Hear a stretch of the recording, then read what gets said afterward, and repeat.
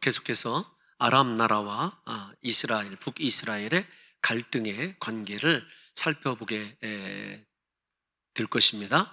여러분, 이 아람 나라가 북이스라엘을 어떻게 핍박하고 괴롭히는지는 13장, 14장까지 계속되고 있어요. 아합이 죽은 이후에 아람이 그렇게 아합 시대의 죄로 인하여 다윗 때부터 조공을 드렸던 데에서 벗어나서 북이스라엘을 치르는 가시가 되었다라고 하는 것은 사실은 북이스라엘에게도 뭐라고 할까요?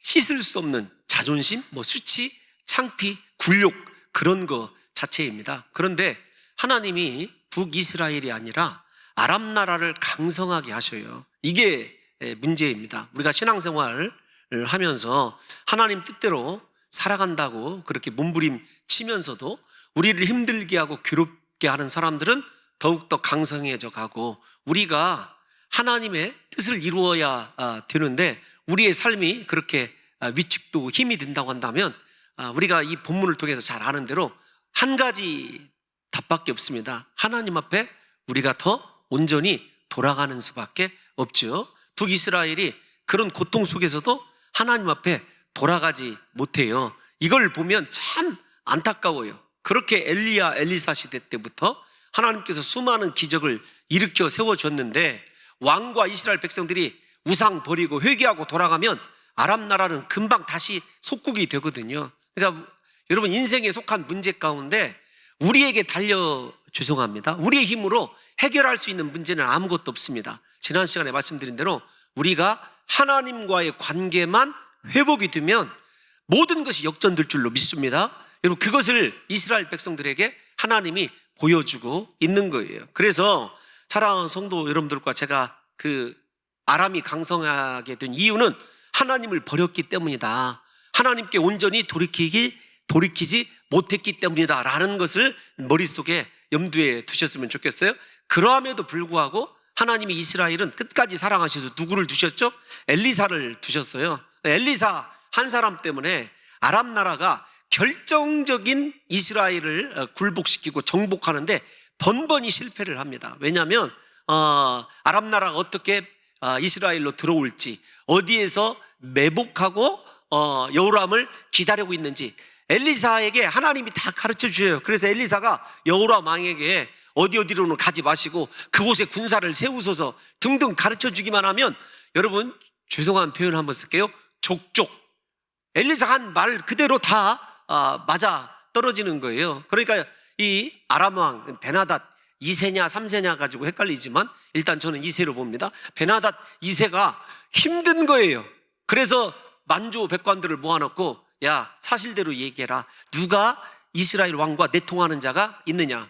그런데 중요한 게 하나님에 대한 존재를 북이스라엘 왕이나 북이스라엘 신하들이 인정하는 것이 아니라 적국인 원수 나라인 아람 나라 신하가 인정을 하는 거예요. 아니, 그곳에 하나님의 사람 엘리사가 있어서 왕이 침실에서 하는 이야기, 무슨 말입니까?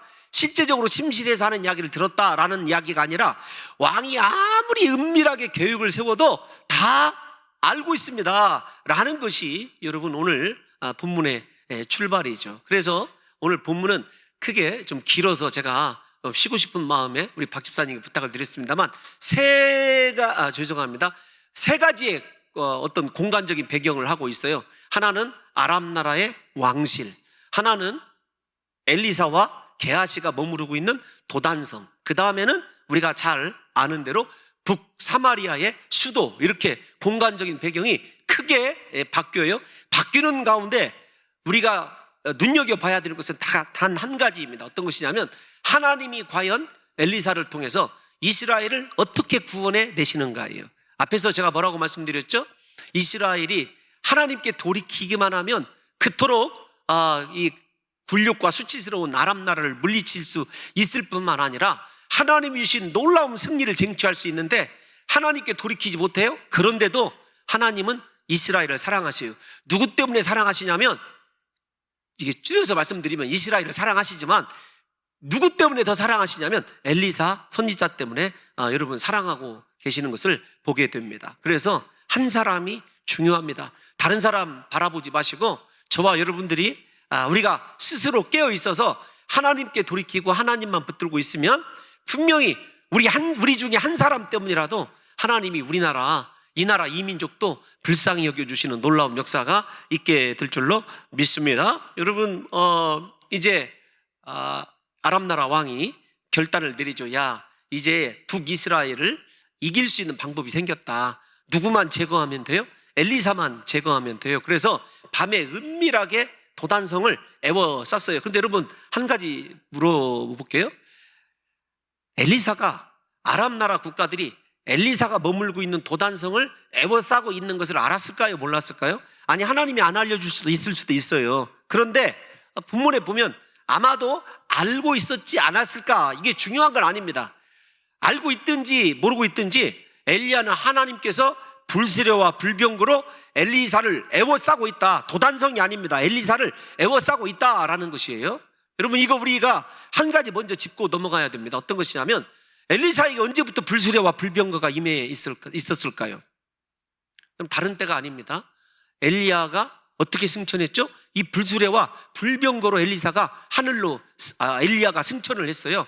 엘리사가 엘리야에게 갑절의 영감을 구하고 엘리사에게 엘리야의 능력이, 하나님의 능력이 엘리야를 통해서 임재하게 되었을 때 이미 그에게 엘리야가 경험했던 불수레와 불병거가 함께하고 있었다는 징조들이 성경에서 보여질 뿐만 아니라 그것이 엘리사의 믿음이에요. 그러니까 하나님이 가르쳐주든 가르쳐주지 않든 엘리사가 확신하는 것은 어떤 것이냐면, 내가 엘리야로부터 하나님께서 엘리야를 통해서 나에게 부어주신 갑절의 영감을 경험할 때 이미 하나님께서 불수레와 불병거로 자기 자신을 에워싸고 있는 것을 보았어요. 그리고 그것에 대한 믿음이 한 번도 흔들리지 않은 사람이 누구냐면 엘리사라는 것입니다. 그런데 그에 반하여 엘리사가 이제 중요한 게 아니라 누구냐면 사환, 이렇게 알려져 있고 우리는 일반적으로 생각할 때 게하시인 것을 추론해서 알 수가 있어요. 도단성은 계곡 위에 세워진 성입니다. 그래서 일종의 어떤 평지보다 높아요. 그래서 성에서 성문을 열면 성 밖의 상황을 다 볼 수 있다고 그렇게 역사가들이 얘기합니다. 어느 날 아침에 일어나서 아마도 그 당시에 이스라엘의 관례상 창문을 열어놓고 아마 이렇게 새로운 공기를 또 맛보기도 하고 나름대로 그들만의 하루를 시작하는 의식을 시작을 하면서 게하시가 문을 열어보니까 웬걸 아람 나라 군대가 에워쌌어요. 그랬을 때 그가 두렵고 떨림 때문에 절망적인 외침을 15절에서 하고 있습니다. 다 같이 15절 말씀만 한번 띄워놔 주세요. 15절 한번 읽어볼까요? 다 같이 시작. 하나님의 사람의 사환이 일찍이 일어나서 나가보니 군사와 말과 병거가 성읍을 에워쌌는지라. 그의 사환이 엘리사에게 말하되 내 주여 우리가 어찌하리이까 하니. 아멘. 내 주여 우리가 어찌하리이까, 이 말 속에는 봉동 사투리요, 어쩌면 좋디야, 이게 아니라 완전히 절망적입니다. 아무리 봐도 내 생각에는 여기에서는 못 빠져나갈 것 같습니다 라고 절망하는 사람이 누구냐면 게하시입니다. 여러분, 저 게하시의 모습을 바라보면서 우리 모습이 좀 떠오르지 않습니까? 인생 지금까지 하나님께서 수많은 위기 가운데서도 우리를 여기까지 인도해 주셨는데 우리는 크고 작은 고난들을 다시 만나면 이번에는 도저히 못 빠져나갈 것 같고 이번에는 도저히 고침받지 못할 것 같고 그렇게 절망적인 상황을 우리 스스로 불신앙을 게하시처럼 표현해낼 때가 많이 있다라는 거예요. 그런데 한번 생각해 보십시오. 이제 16절 한번 띄워놔 주세요. 16절을 보면 엘리사가 뭐라고 얘기하냐면 딱 한마디로 얘기합니다. 두려워하지 말라. 우리와 함께한 자가 그들과 함께한 자보다 많으니라. 엘리사는 확신하고 있어요. 왜 그러죠? 한 사람은 절망 가운데 있고 한 사람은 확신 가운데 있습니다. 무엇 때문에 그러냐면 오늘은 단 한 가지 때문에 그래요. 눈 때문에 그렇습니다. 하나님의 불수레와 불병거를 볼 수 있는 영의 눈이 엘리사에게는 있었고 게하시에게는 그렇게 엘리사를 쫓아다니면서 죽은 자를 살리고 무슨 죽은 물을 고치고 수많은 기적을 경험했음에도 불구하고 그에게는 영의 눈이 떠 있지 않다는 것이 중요한 문제입니다. 여러분, 이 불수레와 불병거가 우리를 지키고 있는 것, 여러분 엘리사뿐만이 아닙니다. 우리를 지키고 있는 것, 하나님의 사람들을 지키고 있는 것들을 체험한 사람을 제가 알고 있어요. 제가 개인적으로 체험한 이 분을 제가 알고 있거든요. 광주에 있는 큰 교회 권사님 한 분을 알고 있어요. 실제적으로 그분의 이 간증을 제가 들은 적이 있거든요. 이 불수레와 불병거, 칼을 들고 있는 사람이 지키는 것을. 그런데 역사적으로도 이것을 경험한 사람이 있어요. 제가 조금 이따 그림을 보여드릴 텐데, 여러분, 우리 그 아시아 계통이 유럽을 2번 정도 그렇게 이 징기스칸 빼고 훈족, 그 다음에 우리가 잘 아는 터키, 투르크족이 대제국을 건설을 해서 유럽에 민족 대이동을 시킨 적이 있어요. 특별히 훈족이 세운 나라가 우리가 잘 아는 헝가리로 그렇게 알려져 있어요. 그런데 훈족의 이 본거지가 몽골, 훈족, 그 다음에 투르크족을 출신이 어디죠, 장로님?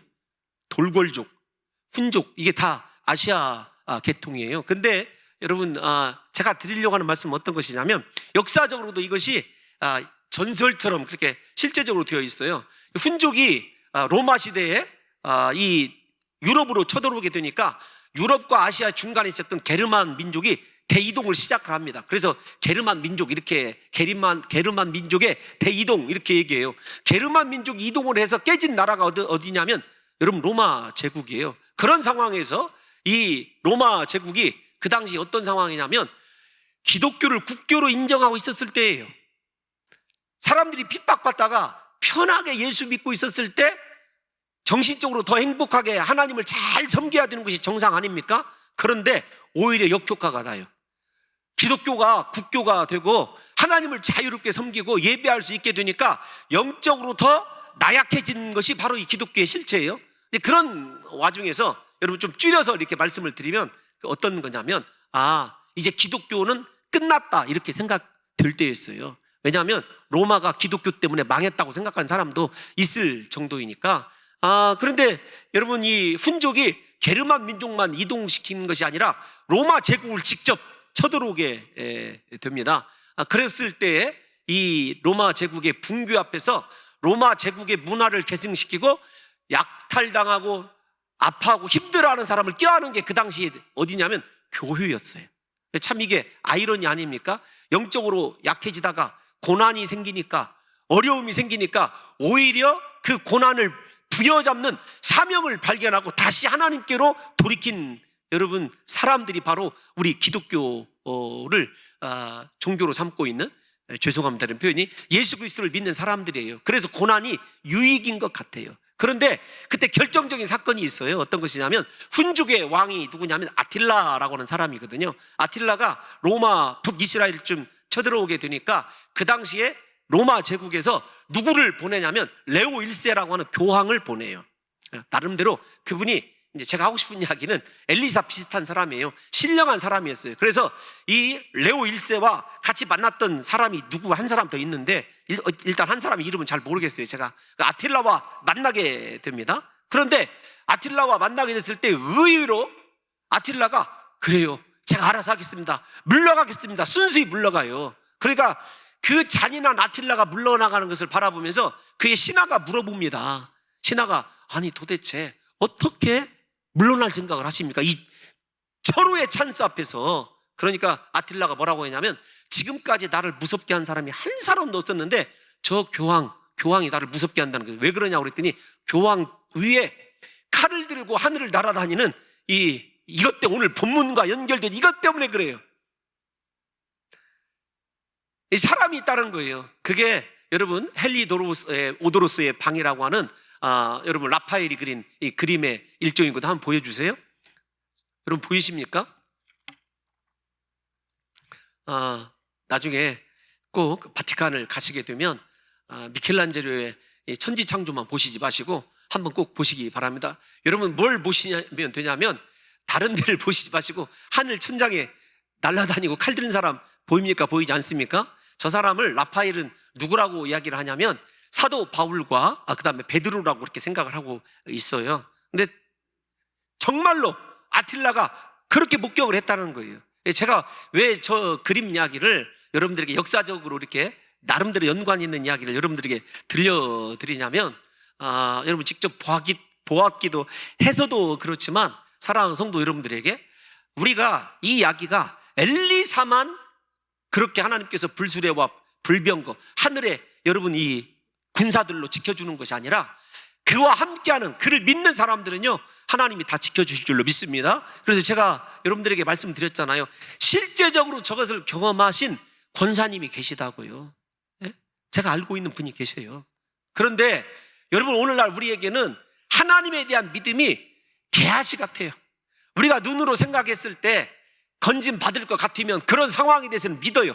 그런데 정말로 위기다, 인생 마지막이다, 아 주여 우리가 어찌하리까, 인간적으로 생각할 때 아무런 빠져나갈 수가 없을 때에도 함께 하신 하나님, 나를 지키신 하나님, 나를 인도하신 하나님이 믿어진다고 한다면 사랑하는 성도 여러분들과 저에게도 무엇이 있냐면 영의 눈이 있는 줄로 믿습니다. 여러분 영의 눈은 신비한 것을 바라보는 것이 아니에요. 성경에 영의 눈을 했었을 때는 무엇이냐면 하나님의 섭리가 믿어지는 눈, 그게 바로 여러분 영의 눈이라는 사실을 이해하셔야 합니다. 오늘 우리 이 게하시에게 두려워 말라, 우리와 함께하고 있는 군사가 더 많다고 말을 하고, 그 다음에 17절 한번 볼까요? 띄어나만 주세요. 17절에 보면 엘리사가 어떻게 얘기냐면 기도하여 이르되, 여러분 오래간만에 기도라는 말이 등장하죠. 엘리사가 수넴 그 여인의 죽은 아들을 살렸을 때 간절히 기도하던 것, 그 이후에 기도라는 말이 사라져요. 그런데 게하시의 눈을 열어달라고 하는데 기도해요. 반대로 또 아람 나라의 눈을 어둡게 해달라는데 기도하는 장면이 오늘 나오게 됩니다. 여러분 뻔한 이야기 아닙니까? 엘리사가 참 한 사람의 눈을 여는 데에는요 기도를 통해서 눈을 여는 걸 보면 한 사람의 눈이 열리고 한 사람의 눈이 닫아지는 것은요 대단한 영적인 전쟁임을 알 수가 있어요. 앞에 다른 기적들 한번 생각해 보세요. 도끼가 떠오르게 했었을 때, 물에 빠진 도끼가 떠오르게 했을 때 엘리사가 기도하던가요? 아닙니다. 한 사람의 변화, 시야의 변화가 죽은 생명을 살리는 것보다도, 아니 그것과 비슷하게 제가 생각할 때 그래요, 참 힘들고 어려운 일이다라는 것을 알게 됩니다. 제가 여러분들에게 드리고 싶은 말씀은 딱 한 가지예요. 우리가 다 이미 알고 있습니다. 기도만이 우리의 눈을 뜰 수 있고 기도만이 사람을 변화시킬 수 있다는 거예요. 여러분 다시 말씀을 드리지만 쇠도끼가 물 위로 떠오르는 것은 사람이 변화되는 것에 비하면은요 아무것도 아님을 알 수가 있어요. 무려 이 엘리사가 기도하는 장면을 생각해 보시라는 거죠. 엘리사의 기도를 들으신 하나님께서 게하시의 영적인 눈을 열어주시죠. 그리고 도단성 주위에 가득하게 진을 치고 있는 불수레와 불병거를 보게 하십니다. 우리 사랑하는 성도 여러분들과 저에게 이 시간에 한 가지 더 집중해 봐야 돼요. 어떤 것이냐면, 나는 영의 눈이 떠졌나? 함께 하신 하나님을 목도하고 내 인생에 나를 떠나지 아니하시고 지키시면서 어떤 위기 가운데서 나를 붙들고 계신 하나님이 보이냐고요. 여러분 그거 보이지 않으면 우리 신앙 죄송하지만 게하시와 다를 것이 없다라고요. 아무리 엘리사를 오래 따라다니고 기적을 두 눈으로 목도했어도요 믿음이, 진짜 믿음이 아니고는 영의 눈이 떠질 수 없어요. 교회를 아무리 몇십 년 다니고 직분이 아무리 중하여도 정말로 하나님을 향한 온전한 믿음이 없으면은요 영의 눈이 떠지지 않는다니까요. 영적인 눈이 감겨져 있으면은요 당연히 보아야 될 것을 보지 못하고 어떻게 되냐면 이렇게 게하시처럼 절망하는 거예요. 거꾸로 말씀드리면, 여러분들과 제가 어떤 문제 앞에서 절망한다, 그 사람은 영의 눈이 감겨져 있는데, 다시 말씀드리지만 하나님에 대한 확신, 믿음이 없다라는 이야기입니다. 다시 말씀을 드리지만 영의 눈은 신기한 것을 바라보는 것이 아니에요. 하나님의 섭리, 하나님의 뜻을 바라보는 것, 섭리가 이루어지는 걸 믿는 것이 영의 눈입니다. 여러분 우리가 이 게하시만 그런 것이 아니에요. 예수님의 12 제자들 보십시오. 예수님 따라다니고 오병에 의해 기적, 물 위를 걷는 기적, 죽은 나사로를 살리시는 기적 다 경험하고도요 다 예수님 버리고 도망했습니다. 심지어 누가복음 24장 16절에 보면 엠마오로 가는 두 제자에 대해서 주님이 아주 친히 이 이야기를 하세요. 우리 15절 16절 두 절 한번 읽어보겠습니다. 시작. 그들이 서로 이야기하며 문의할 때에 예수께서 가까이 이르러 그들과 동행하시나 그들의 눈이 가리워져서 그인 줄 알아보지 못하거늘. 아멘. 여러분 우리가 지금 이 엠마오로 가는 두 제자나 다른 게하시나 동일한 신앙생활을 하고 있다면요 이 시간에 우리 눈이 열어져서 나와 함께 하시는 예수 그리스도를 바라보고 새로운 소망을 갖게 되는 믿음의 대반전이 오늘 이 시간에 저와 여러분들에게 일어나시기를 예수님의 이름으로 축원합니다. 어떤 사람이 승리하면 눈 뜨고 있는 사람이 승리하는 거예요. 할렐루야. 눈을 뜰지어다. 예. 여러분 눈을 떠야 돼요. 눈을 뜨라고 할 때 졸던 사람이 눈 뜨는 은혜스러운 것도 제가 방금 체험했어요. 부디 사랑하는 성도 여러분들과 제가 눈이 가려졌다라고 하는 것은요, 성경적으로 보면 영적인 의미예요. 우리가 로마서에서 한번 살펴봤습니다. 로마서 11장 8절 한번 볼까요? 시작. 기록된 바 하나님이 오늘까지 그들에게 혼미한 심령과 보지 못할 눈과 듣지 못할 귀를 주셨다 함과 같으니라. 아멘. 여러분, 하나님의 역사를 보지 못하는 것, 하나님의 말씀을 듣지 못하는 것 영적인 문제예요. 하나님께서 여러분 우리에게 징계를 내리실 때 팔이 부러지고 건강을 잃고 물질을 잃는 것은요, 조금 잃는 거예요. 살아계신 하나님을 예배한다고 하면서도 하나님을 목도하지 못하는 것, 하나님을 믿는다고 하면서도 매 순간 개아시처럼 불평하고 원망하고 절망하는 것, 여러분 이것이 하나님이 우리에게 내린 어쩌면 저주 비슷한 징계인지 몰라요. 그래서 저는 오늘 선포합니다. 우리 사랑하는 봉동중앙교회 성도 여러분들과 저에게는요, 영의 눈이 열어져서 하나님이 하시는 일이 보일 뿐만 아니라 우리와 함께하는 하나님의 천군 천사를 바라볼 수 있는 눈이 열리시기를 예수님의 이름으로 축원합니다. 여러분, 그 눈이 있는 자가 기뻐하고 감사하고 어떤 상황 속에서도 두려워하지 않을 수 있다는 것입니다. 여러분, 이곳 한 곳만 그러냐? 구약에서도 마찬가지예요. 이사야 43장 8절 볼까요? 시작. 눈이 있어도 보지 못하고 귀가 있어도 듣지 못하는 백성을 이끌어내라. 아멘. 만약에 우리가 지금 눈이 있어도 보지 못하고 귀가 있어도 듣지 못하는 거 참 큰 아픔이거든요. 지난주에 우리 교회 집사님 한 분 가운데 눈이 갑자기 안 보이셔가지고 급하게 전북대 병원으로 이렇게 시술을 받으러 가신 분이 계셨었어요. 제가 생각할 때 모든 장애가 다 불편한 것이지만 눈이 안 보인다라고 하는 것은요, 굉장히 큰 이 비극인 것 같아요. 헬렌 켈러가 내가 사흘만 눈을 뜰 수 있다면 그 보고 싶은 것들, 여러분 그 기억 나십니까? 저도 대충 다 이렇게 기억이 나지만 생각해 보십시오. 우리의 영이 눈이 떠져서 하나님 나라가 보인다. 사도 요한처럼 하나님께서 사랑하시는 자에게 영의 눈을 열어서 저 천국을 보여주시고 하나님께서 장차 행하실 일을 보여준다고 한번 생각해 보십시오. 보고 믿느냐? 여러분, 물론 보지 않고도 믿느냐, 그 믿음의 차이를 얘기하는 것이 아니라 우리가 물론 보지 않고도 믿지만 믿음의 눈을 통해서 말씀하신 하나님을 바라볼 수 있다는 특권보다 중요한 것은 없는 것입니다. 부디 사랑하는 성도 여러분들과 저의 영의 눈이 오늘 이 오후에 분명하게 열어주셔서 하나님이 하시는 모든 일들을 바라볼 수 있는 역사가 있으시기를 예수님의 이름으로 축원합니다. 앞에서 얘기한 대로 우리가 기도하는 엘리사의 모습을 통해서 우리의 영의 눈이 떠지게 하는 것은요, 단 한 가지밖에 없습니다. 기도밖에 없어요. 오늘부터 하나님 내 눈을 열어 주옵소서, 내 귀를 열어 주옵소서, 말씀을 듣게 하여 주옵소서, 말씀이 이루어지는 것 보게 하여 주옵소서. 여러분, 이게 우리의 기도의 제목이 되어야 한다는 것입니다. 앞에서 말씀드린 대로 오늘 기도로 역사가 일어나는데 세 구절이나 기도한다는 장면이 등장하고 있습니다. 하나님께 부르짖어 기도하는 사람에게는요, 눈이 열리더라고요. 창세기 때 우리에게 배웠지 않습니까? 하갈이 물이 떨어져서 그냥 눈물로 하소연하고 울부짖자 하나님께서 눈을 열어 여러분 우물을 보게 하시지 않습니까? 창세기 21장 19절 한번 읽어보겠습니다. 시작. 하나님이 하갈의 눈을 밝히셨으므로 샘물을 보고 가서 가죽 부대에 물을 채워다가 그 아이에게 마시게 하였더라. 아멘. 아멘. 여러분, 하나님이 눈을 열어주시면 하나님이 하시는 섭리도 바라볼 수 있지만 우리 인생에 필요한 것들을 발견하게 돼요. 참 이게 신비한 것 아니겠습니까? 영의 눈이 떠지는 것이 얼마나 중요한 것인지 우리가 아셔야 돼요. 특별히 우리도 영적인 눈을 열어서 내 인생을 위하여 하나님께서 예비하신 복들을 보게 해달라고 기도해야 됩니다. 기도할 수 있는 것은요, 성도의 가장 큰 축복이고, 기도를 잃어버린 것이 성도의 가장 큰, 이 말을 쓰고 싶은데 여러분, 저주받은 성도다 이런 말을 쓰고 싶은데 너무 과격한 것 같아요.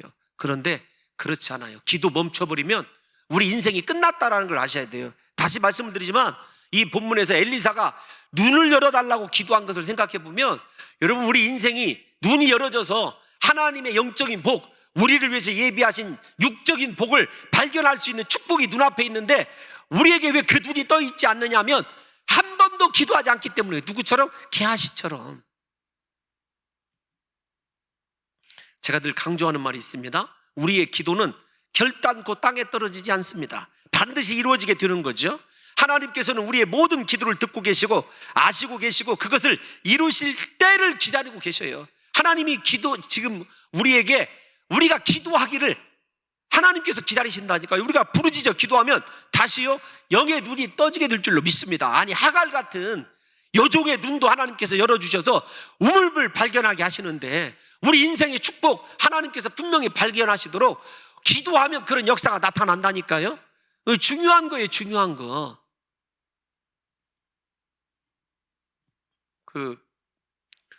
이게 요한 웨슬레 하우스가 있어요. 섬겼던 교회가 제가 머물렀던 집에서 얼마 안 떨어져 있어서 가끔 그곳을 이렇게 지나갑니다. 요한 웨슬레가 쓴 일기장, 자던 침대, 타고 다니던 말 형상, 이렇게 마구간 다 그대로 생존해, 다 이렇게 현존해 있어요. 근데 요한 웨슬레가 했던 말 중에 이 말이 생각이 나요. 어떤 말이냐면 이 세상에서 성도들이 누리는 가장 큰 복은 하나님이 함께 하신다는 것이다. 하나님이 함께 하신다는 거예요. 그런데 중요합니다.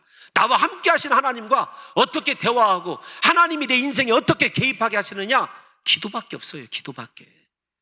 기도 위에 다른 수가 없다라는 것을 이 이야기를 통해서 인정해야 돼요. 여러분, 이제 엘리사의 기도로 이 부분만 살펴보고 마칠게요. 아람 군대를 사마리아 성으로 다 이끌고 가죠.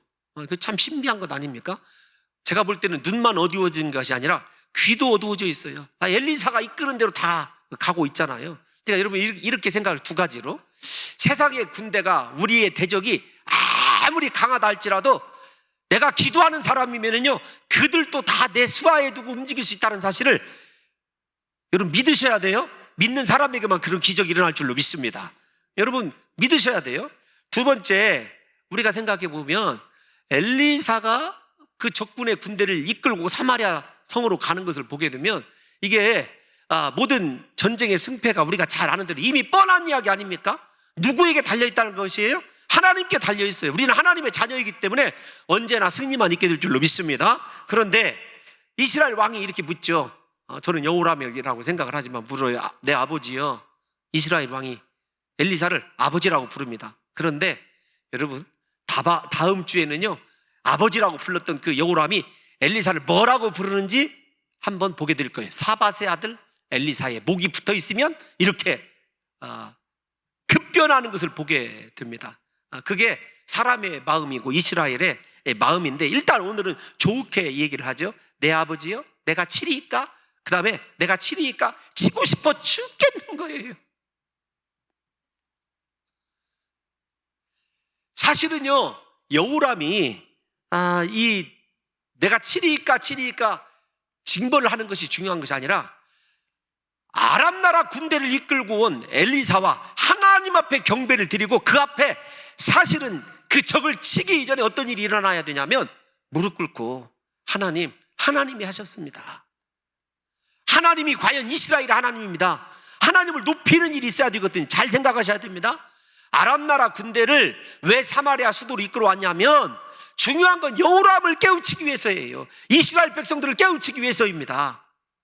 하나님이 이렇게 너희를 사랑하신다, 하나님만 붙들면 이런 기적의 역사가 일어난다, 아람 나라 정도는 아무것도 아니다라는 것을 하나님이 보여주시는 거예요. 그런데 그 앞에서 하나님을 발견하는 것이 아니라 아버지요, 내가 치리이까? 여러분, 히브리어에서 2번 반복된다는 것은요, 죄송하지만 친다란 말, 이런 표현이에요. 옛날에 이런 우리 그 어르신들이 하던 욕 가운데 가장 잔인한 욕 가운데 하나가 어떤 욕이 있냐면 이런 처죽일 놈, 이런 졸고 있는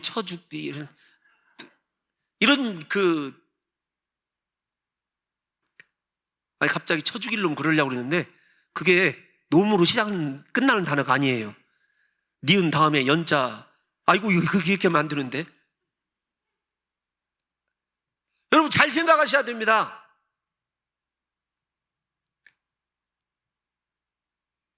엘리사가 다시요? 엘리사가 야 내가 이런 사람이야 엘리사를 나타내기 위해서 그런 것이 아니라니까요. 이스라엘과 여호람에게 그토록 아람 나라가 왜, 제가 서론에서 아람 나라가 왜 이스라엘을 그렇게 괴롭히게 되었는지를 말씀드렸잖아요. 여러분 여호람이 아람 나라 군대를 체포했다는 말이 그렇지만 이끌고 오는데 한 일이 뭐 한 가지라도 있습니까? 없어요. 오늘날 우리가 정말 제가 회개하는 장면이 이 말씀을 통해서 이 장면이에요. 어떤 것이냐면 우리에게 하나님이 모든 것을 다 허락해 놓으셨는데, 하나님 우리에게 모든 것을 다 부어주셨는데 여러분 이 홍 목사에게 영의 눈이 어두워져 있어요.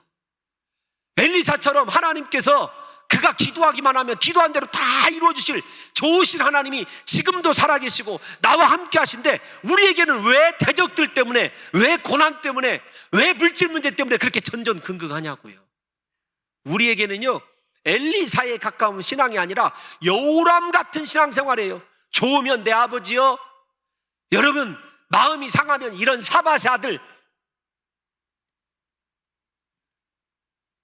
우리의 삶이 여러분 지금 이 여호람의 모습과 동일하다니까요. 그래서 육신의 것에 눈이 멀어서 치고 싶어 죽겠는 거예요. 하나님이 엘리사를 통해서 여호람에게 원하는 것은요 그 자리에서 무릎 꿇는 거예요. 회개하는 거예요. 하나님 이런 아람 나라에게 우리가 지금까지 조공을 바치고 무릎 꿇고 살아가는 것 하나님을 떠났기 때문입니다. 하나님 앞에 회개해야 되는 것 아니냐고요. 엘리사는 치지 말라고 합니다. 오히려 떡과 고기를 먹여서 선대합니다. 여러분 원수 나라를 사랑으로 갚아줘요. 더 큰 교훈이 있습니다. 하나님이 아람 나라에게 베풀기를 원하는 것, 죄송하지만 이스라엘이 회개하고 찾기를 원하는 것이 어떤 것이냐면 하나님의 사랑스러운 모습이에요. 잘 보십시오.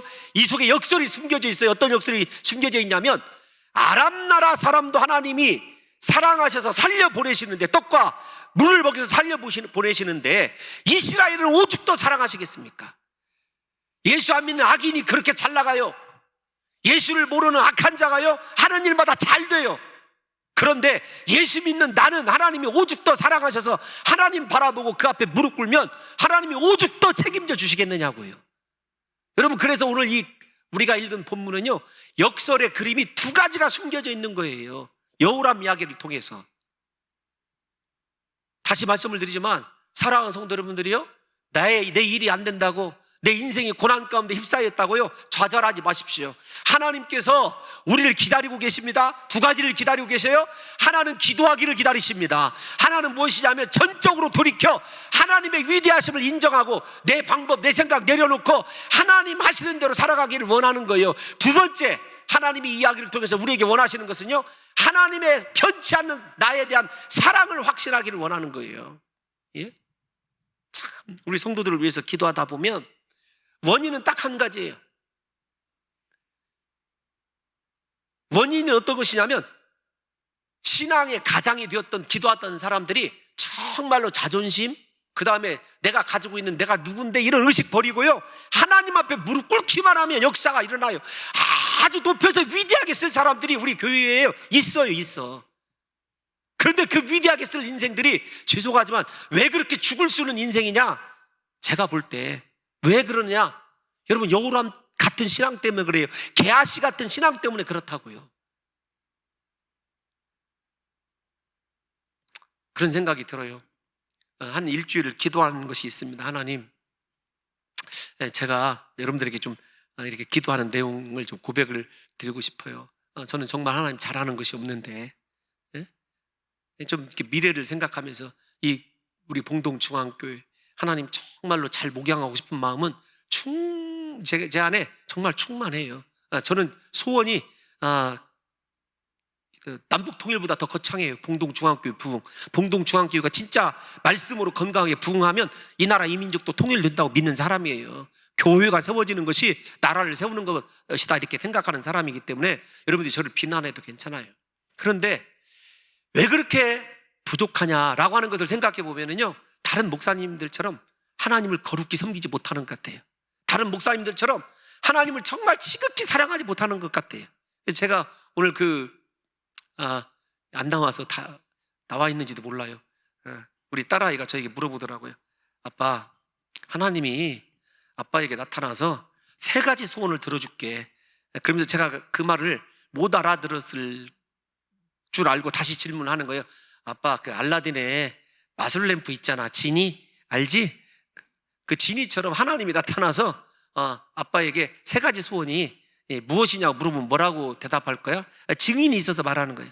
첫째가 이 세상에서 하나님을 가장 사랑하는 목사로 만들어 주십시오. 하나님, 저 거룩하게 하나님 섬기고 싶습니다. 여러분, 2번째가 무엇일까요? 봉동중앙교회 부흥. 3번째는 지극히 좀 개인적인 거라 여러분들에게 좀 지혜가 있었으면 좋겠고 이제 그런 얘기를 했어요. 같이 이렇게 나눴었거든요. 어제 저녁에 그런 대화를 나눴어요. 여러분, 한번 생각해 보십시오.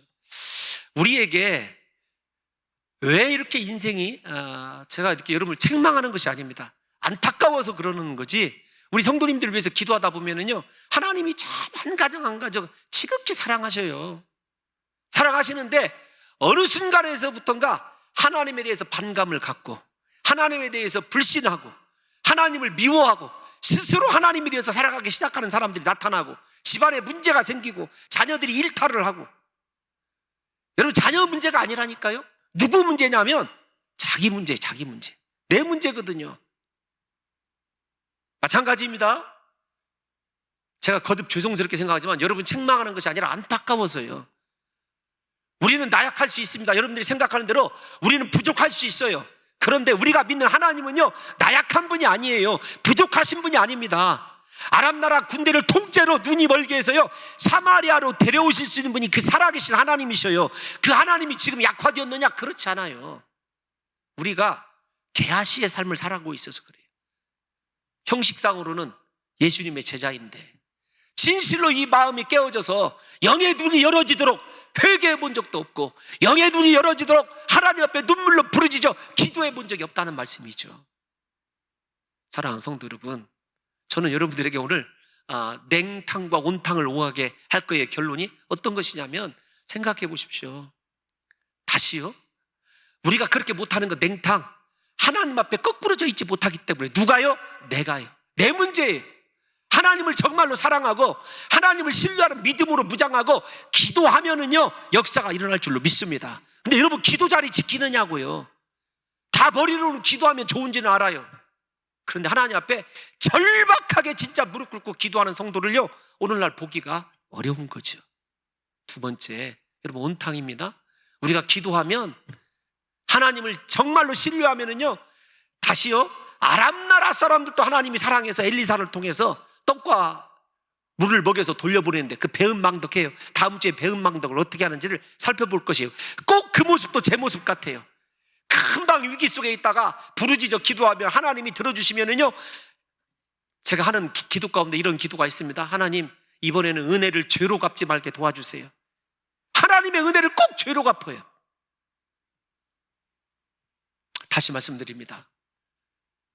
여러분, 여러분들이 생각하는 악한 사람, 나쁜 사람도 하나님이 먹이시고 입히심으로 그 사람들을 이뻐하기보다는 하나님이 우리에 대한 사랑을 역설적으로 증명하시는 거예요. 역설적으로. 야, 저렇게 악한 자들도 내가 잘 되게 하는데 네가 나를 향하여 엎드리고 네가 나를 향하여 서기만 하면 온 천하가 다 될 것이다. 너에게 줄 수 있다, 아니 줄 수 있다는 것이 아니라 주실 줄로 믿습니다. 왜 그 하나님의 풍부한 사랑, 그 사랑을 확신하지 못하냐고. 왜 그럴까요? 여러분, 결론이 무엇이냐면 하나님보다 세상이 더 좋기 때문에 그래요. 말씀보다 죄가 더 즐겁기 때문에 그래요. 십자가보다 내 자존심이 더 중요하기 때문에 그렇습니다. 여러분들과 제가 말씀으로 거꾸로지고 하나님 찾으면은요, 인생의 이런 놀라운 승리의 복이 저와 여러분의 것이 되는 줄 믿으시고, 부디 저와 여러분들이 오늘 두려워하거나 절망하는 믿음이 아니라 철저한 회개를 통해서 영의 눈이 열어짐으로 오늘부터 인생을 승리케 되는 놀라운 역사가 일어나게 될 줄로 믿습니다.